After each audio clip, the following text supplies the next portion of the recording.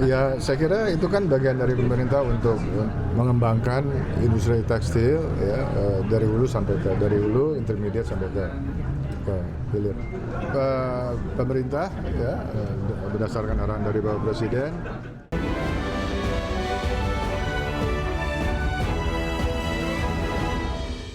Kementerian Perindustrian mendukung rencana pembentukan Badan Usaha Milik Negara atau BUMN Tekstil. Pembentukan BUMN Tekstil ini sebagai upaya pemerintah untuk kembali mengembangkan industri tekstil. Kementerian Perindustrian mendukung rencana pembentukan BUMN baru di sektor tekstil. Langkah tersebut menjadi upaya pemerintah untuk menghidupkan kembali industri tekstil dan produk tekstil dari hulu hingga hilir. Menurut Menteri Perindustrian Agus Gumiwang Kartasasmita, pembentukan BUMN sektor tekstil untuk memastikan kesinambungan industri mulai dari penyediaan bahan baku di sektor hulu, proses antara atau intermediate hingga produksi barang jadi di sektor hilir. Agus Gumiwang berharap dana sebesar 100 triliun rupiah disiapkan Danantara mampu memacu sektor tekstil dan produk tekstil nasional. Dari Menteri Perindustrian. Ya, saya kira itu kan bagian dari pemerintah untuk mengembangkan industri tekstil ya, dari hulu, intermediate sampai ke hilir. Pemerintah ya, berdasarkan arahan dari Bapak Presiden menyiapkan dana sebesar 100 triliun itu dengan harapan bisa mengisi kekosongan di sektor TPT. Agus menambahkan hingga saat ini pihaknya terus memberikan stimulus dan program berkelanjutan untuk mendukung pengembangan industri tekstil dan produk tekstil nasional. Salah satunya melalui dukungan teknologi dan peralatan, khususnya bagi industri kecil dan menengah agar bisa menjadi bagian dari rantai pasok di industri TPT. Jakarta, Ade Firmansyah, Adex Channel. CEO BPI Danantara, Rosan Roslani memastikan pemerintah tengah mengkaji rencana pembentukan BUMN sektor tekstil. Menurut Rosan, setiap rencana investasi dilakukan melalui studi kelayakan dan asesmen menyeluruh, termasuk terhadap sektor tekstil yang saat ini tengah menjadi perhatian pemerintah.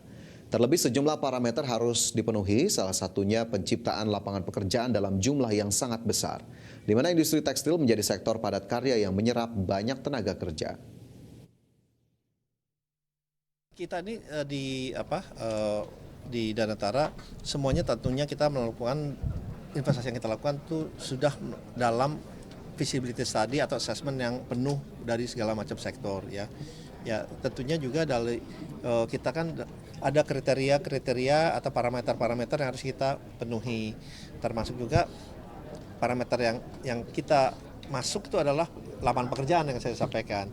Mungkin ya we are willing, kita terbuka untuk menerima misalnya investasi yang secara return mungkin lebih rendah dari parameter kita apabila penciptaan lapangan pekerjaan lebih tinggi. Ya mungkin tekstil kan salah satu yang dari segi penciptaan lapangan pekerjaan itu sangat besar ya.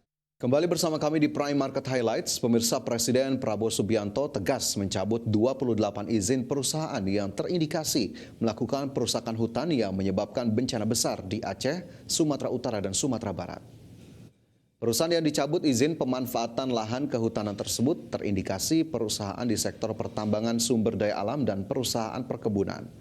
Menteri Sekretaris Negara Prasetyo Hadi menegaskan keputusan final Satuan Tugas Penertiban Kawasan Hutan atau Satgas PKH maksud kami yang mencabut izin 28 perusahaan tersebut terbukti melakukan pelanggaran pemanfaatan kawasan hutan. Pencabutan izin tersebut juga didukung oleh kebijakan Presiden Prabowo untuk segera menertibkan perusahaan-perusahaan perusakan hutan atau perusakan sumber daya alam. Pencabutan 28 izin perusahaan tersebut sebagai upaya memperkuat dan melindungi kekayaan sumber daya alam Indonesia. Pak Presiden mengambil keputusan untuk mencabut izin 28 perusahaan yang terbukti melakukan pelanggaran. 28 perusahaan tersebut terdiri dari 22 perusahaan berusaha pemanfaatan hutan atau PBPH hutan alam dan hutan tanaman seluas 1.010.592 hektar serta 6 perusahaan di bidang tambang, perkebunan, dan perizinan berusaha pemanfaatan hasil hutan kayu, atau PBPHHK. Sementara itu, pemirsa, organisasi Sawit Watch menilai kebijakan pencabutan izin 28 perusahaan yang terindikasi melakukan perusakan lingkungan dan kawasan hutan yang menyebabkan bencana ekologis di Sumatera sangat tepat dilakukan pemerintah. Direktur Eksekutif Sawit Watch Ahmad Surambo menegaskan pencabutan 28 izin perusahaan tersebut menjadi langkah awal pemerintah untuk memperbaiki tata kelola pemanfaatan lahan kehutanan sebagai produktivitas industri kelapa sawit yang dikelola korporasi. Untuk itu, Sawit Watch berharap adanya transparansi para stakeholder dalam pengelolaan lahan yang diperuntukkan sebagai perkebunan kelapa sawit, di mana hal ini akan menjadi titik terang pemanfaatan kawasan hutan yang benar-benar produktif dan tidak merusak alam dan lingkungan hidup. Secara khusus, Sawit Watch mengusulkan agar izin pemanfaatan lahan perhutanan tetap diberikan kepada masyarakat, bukan ke korporasi, sebagai hak pengelolaan sumber daya alam untuk kesejahteraan masyarakat. Kami Sawit Watch mengapresiasi terhadap pengumuman tentang pencabutan izin 28 perusahaan di 3 provinsi yang terkena bencana ekologis banjir kemarin. Nah, tapi ada catatan di balik itu. Jadi kami melihatnya pencabutan izin ini merupakan satu langkah awal untuk katakanlah proses-proses selanjutnya. Ini bencana ekologis, bukan suatu takdir, sehingga harus diikuti juga dengan tanggung jawab berkenaan dengan kejahatan korporasi untuk pidana dan perdatanya seperti apa. Sehingga tidak terjadi yang namanya ganti baju. Dari satu perusahaan dicabut izinnya, terus diberikan ke perusahaan yang lain, itu kan tidak menyelesaikan masalah. Perlu dilakukan review terhadap wilayah mana yang masih harus dipulihkan.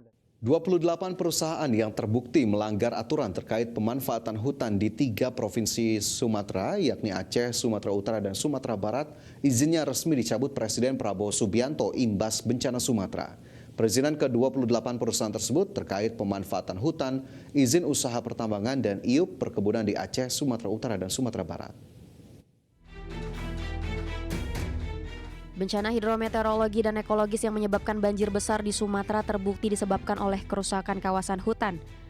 Presiden Prabowo Subianto pun tegas mencabut 28 izin perusahaan yang terbukti menyebabkan kerusakan lingkungan dan hutan. Pencabutan izin usaha di kawasan tersebut merupakan hasil audit Satuan Tugas Penerbitan Kawasan Hutan atau Satgas PKH yang memutuskan 28 perusahaan tambang maupun perkebunan kelapa sawit terbukti menyalahi aturan. Pencabutan perizinan ke-28 perusahaan tersebut terkait pemanfaatan hutan atau PBPH, izin usaha pertambangan atau IUP tambang, dan IUP perkebunan di Aceh, Sumatera Utara, dan Sumatera Barat.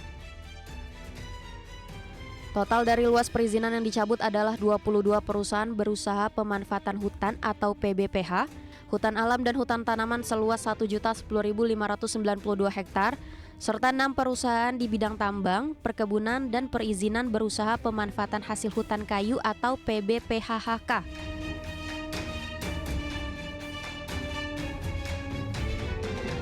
Pemerintah tegas menindak perusahaan-perusahaan yang terindikasi menyebabkan bencana Sumatera. Selain itu, pencabutan izin juga sebagai upaya memperkuat dan melindungi kekayaan sumber daya alam Indonesia.